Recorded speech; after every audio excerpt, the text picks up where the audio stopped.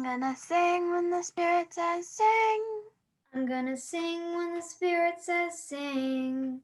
I'm gonna sing when the Spirit says sing. And obey the Spirit of the Lord. I'm gonna dance when the Spirit says dance. I'm gonna dance when the Spirit says dance. I'm gonna dance when the Spirit says dance. And obey the Spirit of the Lord. I'm gonna clap when the Spirit says clap.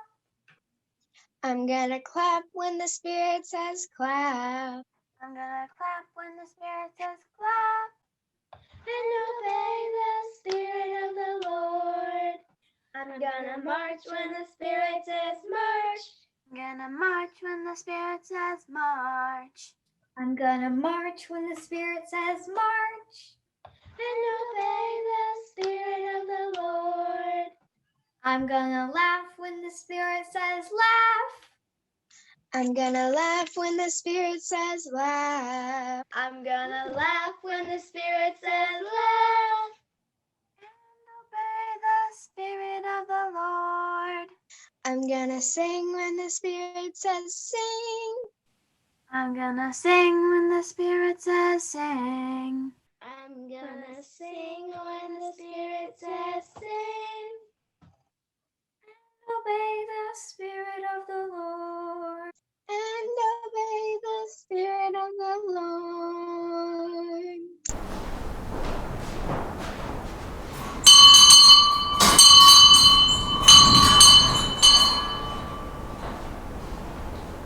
Hi friends and families of Unity Church.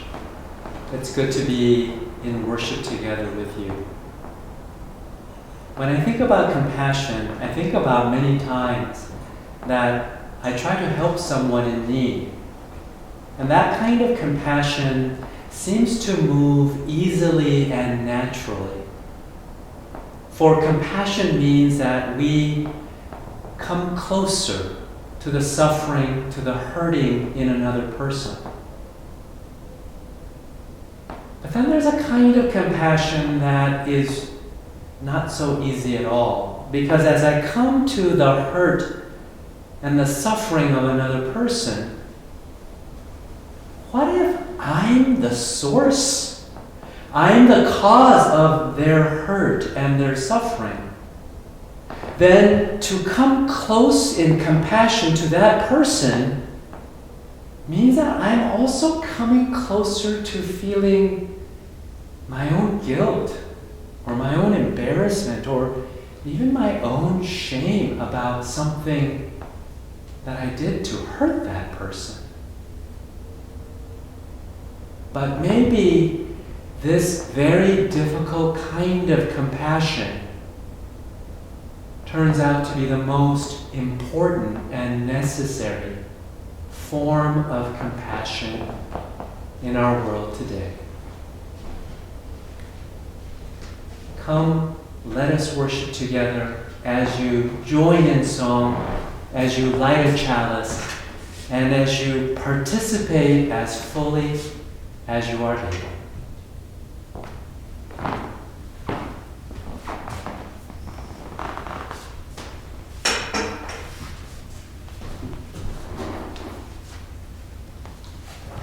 Join us in singing Come Sing a Song With Me, which is in our songbooks and is also in the hymnal, page 346.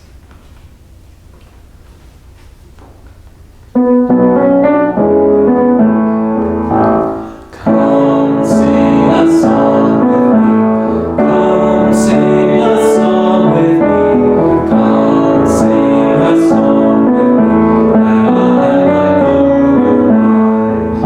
And I'll bring you hope when hope is hard to find. And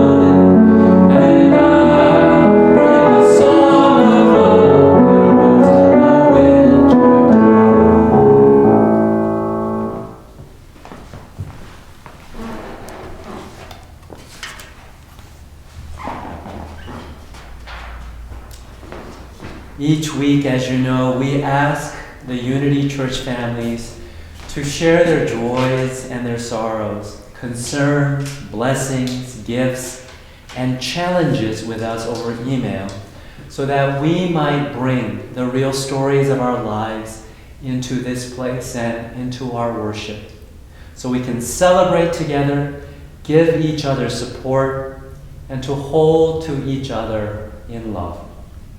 This week, we asked the high school Tower Club youth to share what is on their hearts and minds. This from Sonia Black, who writes with joy that as the sun comes out and spring is here, she's feeling and doing so much better, doing things, seeing people, and feeling hope. Sonia's father, Bruce Black, is grateful for having spent last week traveling with his wife, Beth, and Sonia. He says, it felt safe, and we got to interact with people who aren't in our immediate family. Bruce is also grateful to have gotten to know Finn Gustafson in the Coming of Age program, being his mentor. He says, what a fine young man he is. Jonas Bray wants to make sure everyone knows that he is happy that school is almost over and summer will be coming. Elijah Roebuck offers these joys.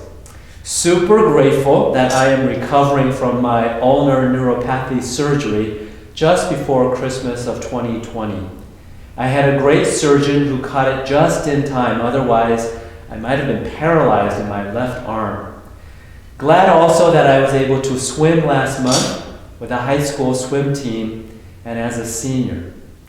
And happy that I'm finally able to violin once again. And we're thankful that my mom, Carrie McNeil, is done with radiation therapy with only one cancer surgery left to go.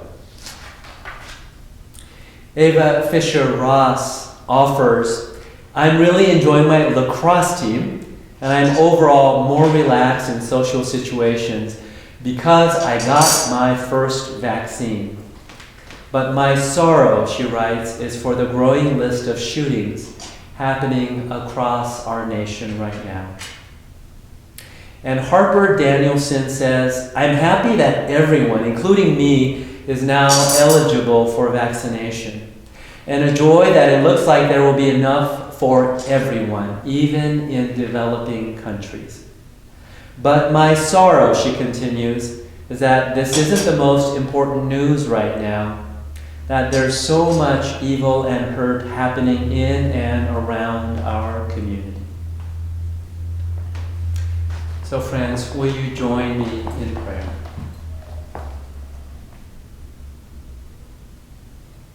Spirit of love and spirit of depth and spirit of immeasurable embrace. Sometimes our hearts are only large enough for a joy. Sometimes our hearts are only large enough to measure the depth of one's sorrow. And yet, if we really feel our way into our heart, we know that our hearts are brimming with both joys and sorrows, more than we know how to name. And so we are so grateful that when our one heart comes in contact with other hearts, with others who can name joys as well as sorrows, we are given the gift of discovering so much more that is contained in our single heart. Perhaps spirit of justice and reconciliation. Just perhaps, if more of us can bring our hearts together with other hearts, we might discover that there is so much more swimming and churning and budding in our hearts than we know. Perhaps with others with whom we can share our lives, we might discover that our lives are way more complex and full and layered than we know how to imagine right now. And if we can perhaps do that, how could we imagine hurting the hearts of others when what they have only helps to reveal what we have? And so this is our prayer, that as a community of sharing our hearts with their joys and sorrows, we might be daring enough to share this practice in our larger communities wherever they may be, so that not only friendship, not only recognition, but that walls that separate us, walls of ignorance and fear and hatred and suspicion, that these walls might come down and we might see the face of a fellow human being standing close to who we are. May it be so, and Amen.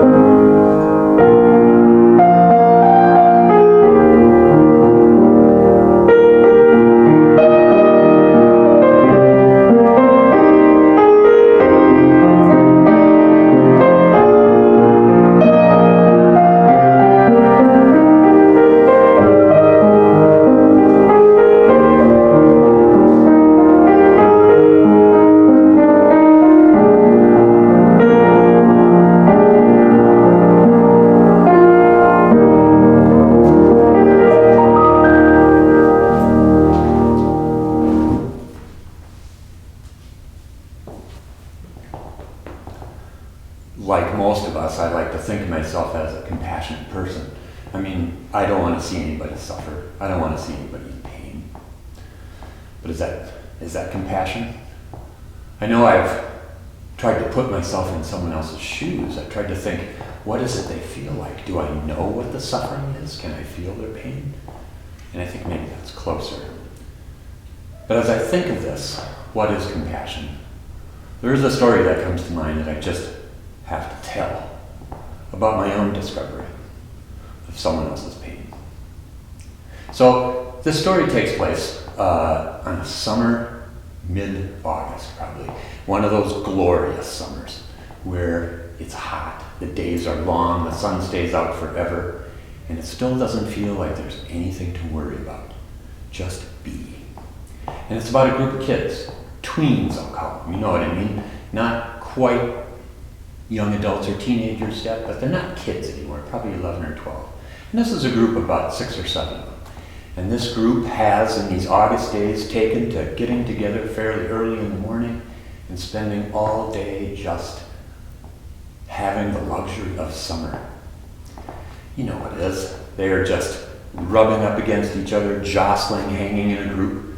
And this group was both boys and girls. So that added another dimension to it. because the group had most fun by just kind of showing off and seeing who was the smartest, who was the most funny, who could do the most incredible athletic feats, who was the most daring. And this was lots of fun, day after day. And yes, I was in this group. This is a story of me as a tween on this summer day. The one that comes to memory the most is an afternoon when we had been hanging out and we had been, as groups will do, just suddenly running to one thing or another, all deciding that we would go to the pine trees at the end of the schoolyard and climb up in them and let our feet hang off the branches. Or suddenly we'd get it in our heads that we needed to run to the store and grab a popsicle and then go find some tall grass and lay in the grass and just talk smart to each other. On this day, we got it into our heads to go into the farmer's field that was in the last farm in the suburb where I grew up.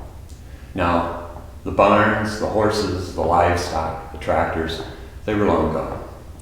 But the farmer still used this field to plant some kind of cabbages and tomatoes.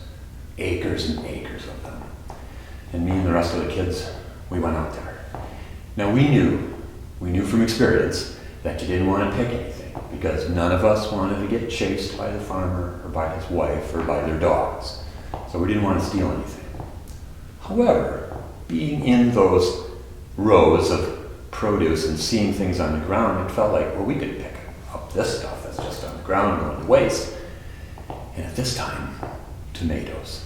Lots and lots of tomatoes. Big, ripe, red tomatoes on the ground. All right, now let's think about this. What could go wrong with a group of kids with lots of ripe, red tomatoes? What could go wrong? Well, we grabbed all these tomatoes and for the next hour or so, we just had a blast. We'd throw them as far as we could and watch them hit the ground and explode in a mass of pulp and juice and seeds. And then we'd throw them straight up into the air, and then we'd run laughing away from them before they could hit the ground and again, explode in tomato glory. This was so fun. Till someone had the great idea. They said, you know what? Let's take some tomatoes out to the road, and let's smash them on the road. Fantastic. What a brilliant, brilliant idea to go out to the asphalt, the hot asphalt, and start throwing tomatoes. So the 6 or 7 of us grabbed some good red, ripe, slightly mushy tomatoes, and we headed out through the rows towards the road. And that's when we saw him. As we came out, there was a boy who was probably about our age, standing right on the side of the road. And when he looked at us to see us come out, he was startled. His eyes got large. Who are these guys, and what are they doing with these tomatoes? Now I'll admit, in my memory, it was clear to us that this was not somebody who was one of us. He looked different. We didn't know him to start with, but he also had black hair, dark eyes, maybe slightly darker skin, and we knew he wasn't from around here. I honestly don't remember thinking about the ethnicity. I do remember thinking, he's someone else. Maybe he's a foreigner. Maybe he's from another country. Immediately, one of the kids said, hey, buddy, how about a tomato? And I don't think he said this in a real menacing way, but it was kind of a smart way of popping a tomato up in his hands. And we thought this was hilarious, right? We laughed and laughed. What could be more funny than, hey, come on, have a tomato? And he took one look at us and nervously said, no thanks, which of course we thought was hilarious. And he turned and started to walk away. Fast.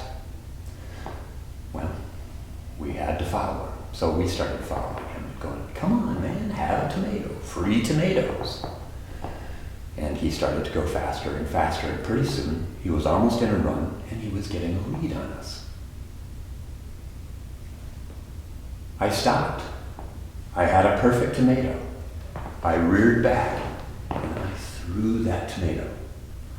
I remember time and space quitting for a second as we watched that tomato arc through the air in a beautiful arc, and it came down and it hit him square on the back. We all heard the whoop. We all heard the oof of his breath, We all saw the mess of splattered tomato. And in that moment of silence, suddenly it broke, and those around me said, "What a throw, Drew, what a throw. Man, you got an arm. Can you believe it? Did you see that?" And I remember feeling, wow, that was quite a throw. And we jostled each other and whatnot. But I also remember looking and seeing the boy. He stumbled. He fell to a knee. The mess was on his back. He didn't turn.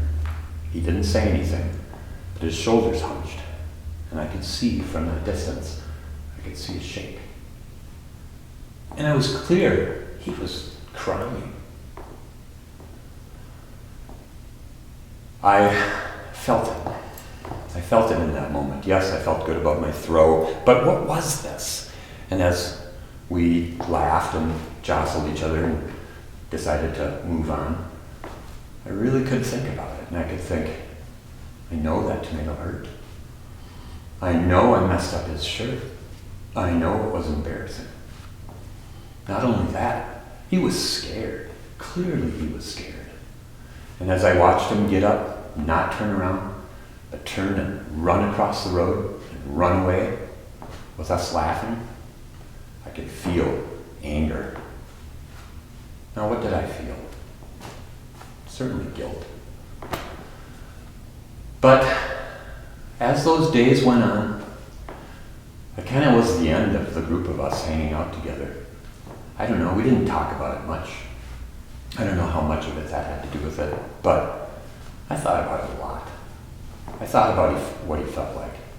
And I started to feel like I really felt it. I really felt like it could have been me.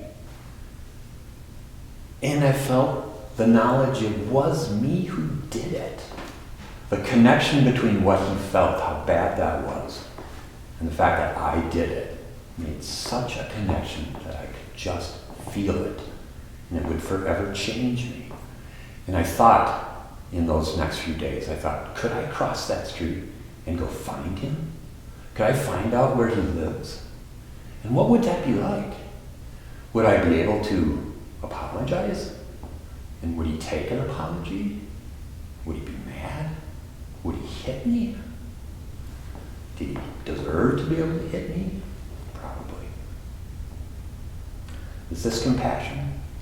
Well, I felt it. And I felt responsible. And I know I never want to feel that way again.